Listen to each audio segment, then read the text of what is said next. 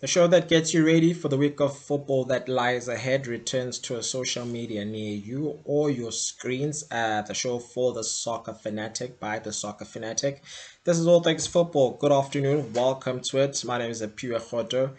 Please remember to like the show, comment on the stories, and share the episodes on Facebook. Remember to like the page, All Things Football with Apiwe on Facebook for more episodes, and go on to YouTube, my YouTube channel, Amavahoto, for more episodes. And remember to hit the subscribe button and ring a bell for new episodes every Saturday. We saw big things. We saw the Nedbank Cup kickoff last week. More upsets took place. From the days of Baroka FC to from the days of University of Pretoria made a name for itself during this prestigious tournament, to FC Cape Town at Baroka FC, TS Galaxy, Dondo Stars, and most recently Milford. Plenty to talk about, exciting times and football. Manchester Derby taking place tomorrow.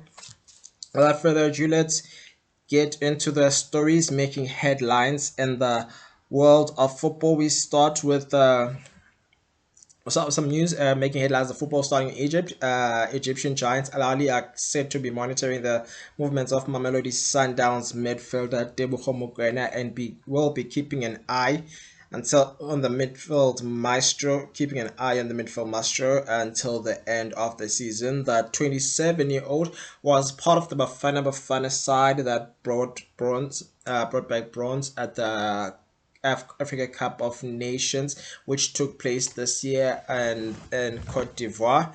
And the 27-year-old has also drawn interest from abroad. However, no formal offer has been tabled for the midfield maestro. In our other news, FIFA's governing body has ordered Saudi Arabian club Al Ahly to pay coach Peter Mosimane after the club was found guilty of breach of contract.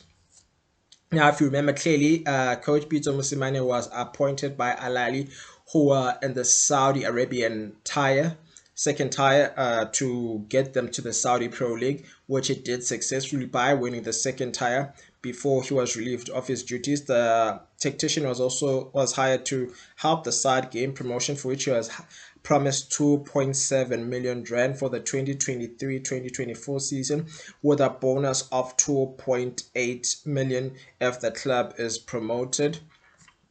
Furthermore, the club has also failed to pay for his tickets to and from South Africa, and have been ordered to pay 22 million rand in bonus. Five-time African champions Cameroon have parted ways with national team coach Enrico Bassong, the mentor who played as a Cameroon player, who was a captain in the Cameroon side, who captained the side to two AFCON titles in 2000 and 2002, was dismissed after this very dismal AFCON in which the indomitable Lions of Cameroon were eliminated in the round of 16 by rivals Nigeria, who they also played in the final, where they emerged victorious over them. In a statement that was made by the Cameroon Football Federation,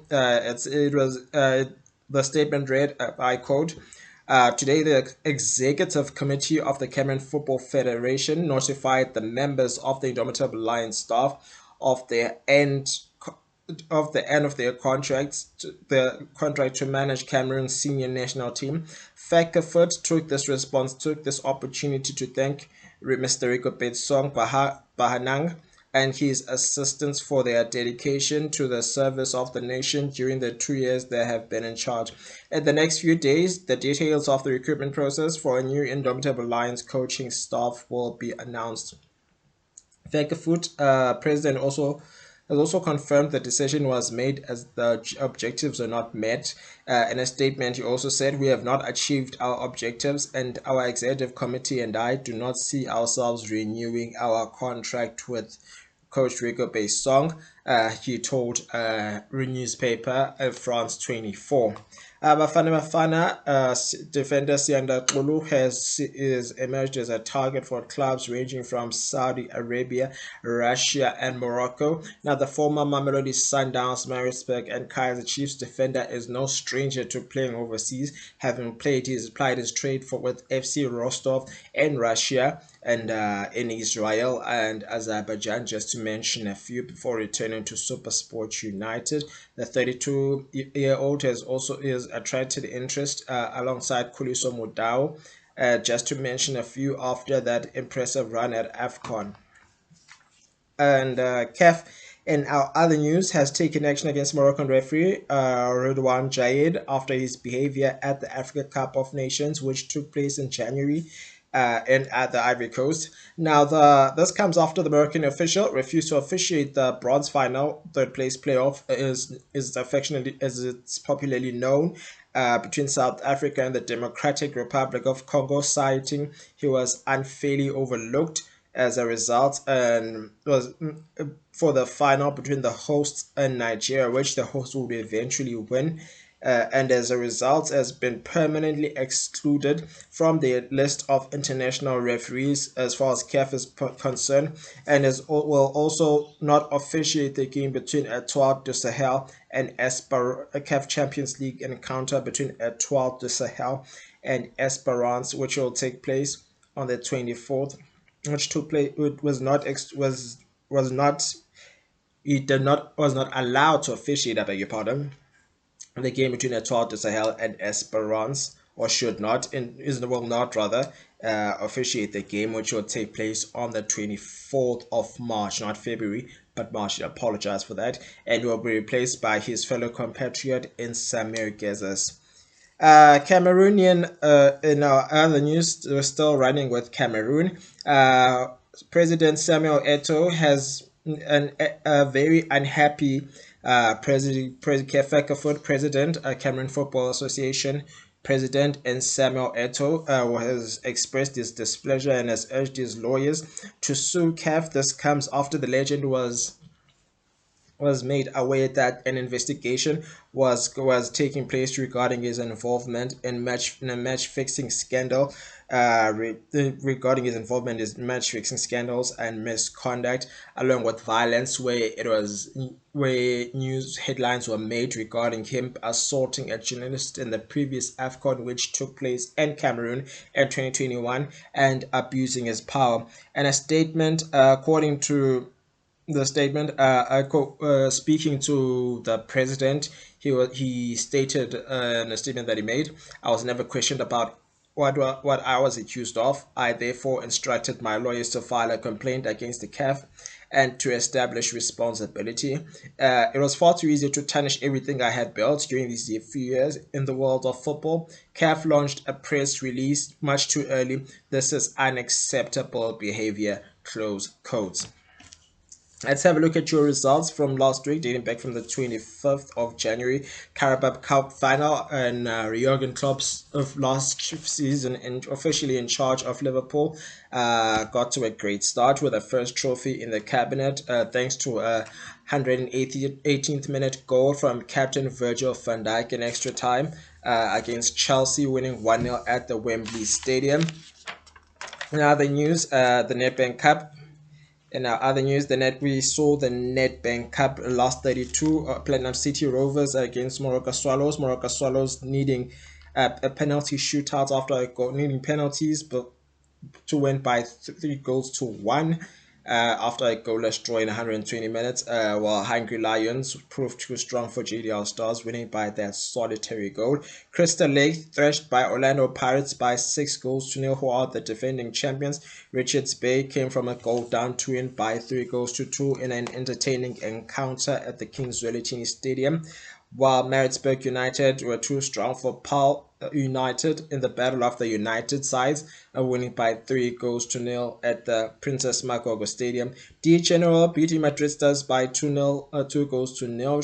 Chipa United won by 2-1 against NC Professionals, while Kaizer Chiefs fell short to Melford FC in a penalty shootout by 5 goals to 4 after 120 minutes of no goals. And the English Premier League fixtures, let's start rather with your last 16 draw, which was conducted in Randburg on Monday. Melford were the first to come out of the hat and will take on Stellenbosch. Mamelodi Sundowns will welcome Maritzburg United, and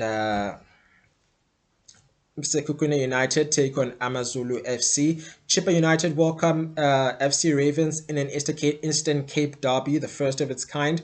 Orlando Pirates welcome Hungry Lions, while University of Pretoria take on Morocco Swallows in a repeat of the 2009 Nedbank Cup final, which the latter won by that odd goal. Richards Bay welcome SuperSport United, while TS Galaxy take on D General. FA Cup quarterfinal draw was made also after the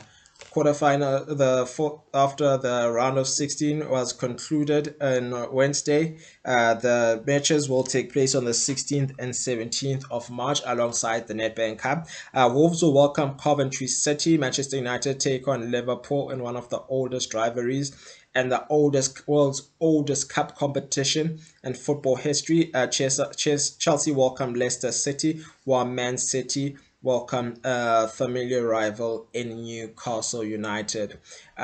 Expect some fireworks, mouth-watering fixtures. Let's have a look at your Premier League results dating back from last week. Crystal Palace beating Burnley by 3 goals to 0. For Aston Villa winning against Nottingham Forest by 4 goals to 2, while Man United fell short in Old Trafford, with Fulham winning by 2-1, winning for the first time at Old Trafford for in over 21 years, while Brighton and Everton could not be separated, playing to a 1-0 draw. Phil Foden was on target for Man City against Bournemouth, beating them by an odd goal at the Vitality Stadium. Wolves proved too strong for Sheffield United, beating them by an odd goal on Sunday, while a hat-trick by Jared Bowen was sealed the deal for against Brentford for West Ham in an entertaining 4-2 win at the London Stadium. DStv Premiership fixtures midweek. Amazulu Lucas Ribeiro hat-trick gave Sundowns the win, remaining unbeaten, beating them by 3 goals to 0 at Loftus. And Golden Arrows fell short due to a goal by Mukwana, an odd goal in the second half, losing by a goal to 0. Cape Town City and SuperSport United could not be separated, playing to a 1-0 draw with Lyle K separated, cancelling Kanyisa Mayo's first half opening half goal. Stellies and Chiba United, Antonio van Veek's goal was cancelled by Craig Martin, which saw them play to a 1-0 draw. Here's what you can expect today. First game of the day, Saturday, that is. Polokwane City welcome Orlando Pirates. Kaizer Chiefs take on Morocco Swallows in a Soweto derby. Richards Bay welcome Royal AM in the last game of the day in a KZN derby. Cape Town Spurs tomorrow take on TS Galaxy in the only game on Sunday. Tuesday, you can expect Amazulu taking on Morocco Swallows.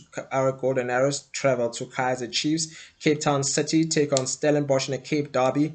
That Wednesday, SuperSport United welcome Polokwane City. Sundowns travel to TS Galaxy. Richards Bay take on will travel to Chippa United at the Buffalo City Stadium. Sekhukhune United welcome Royal AM, while Cape Town Spurs will be looking to do a double over Orlando Pirates. English Premier League results as far as today is concerned. Fixtures, I beg your pardon. Newcastle will welcome the Wolves. Crystal Palace take on Tottenham in a London derby. Nottingham Forest welcome Liverpool. Brentford welcome Chelsea. Everton take on West Ham. Brighton travel to Fulham. Luton Town welcome Aston Villa. And on Sunday, Burnley welcome Bournemouth, and of course the much anticipated Manchester derby at the Etihad. Manchester City will welcome Manchester United, and will be looking to do a double on the red side of Manchester, with the last game on Monday. Monday Night Football conclude Premier League football on Monday night with Sheffield United taking on Arsenal. UEFA Champions League football also returns on Tuesday the 5th of March. Lazio taking a 1-0 lead a 1-0 advantage to Bayern Munich in the second leg, and Real Sociedad fell short by 2 goals to 0 in Paris. Will welcome PSG and will be looking to turn that around. On Wednesday, Real Madrid take on RB Leipzig. Real Madrid take a 1 goal lead to the Santiago Bernabeu, while Manchester United take a 3-1 goal win against Copenhagen to the Etihad, where they will be playing their second leg, hoping for a spot in the quarterfinal. And that's all we have time for. This is All Things Football. Remember to like, comment, and share the episode on Facebook. Remember to like the page also. Hit the subscribe button on Apiwe Roto. That's AMAVAROTO. AMAVAROTO. Ring the bell for notification of another episode every Saturday. This is All Things Football. Next week we'll talk all things Soweto Derby, the return leg, which will also take place at the FNB Stadium. That's all we have time for today. Let's give it a name and call it a day. Take care of yourselves and each other. Cheers.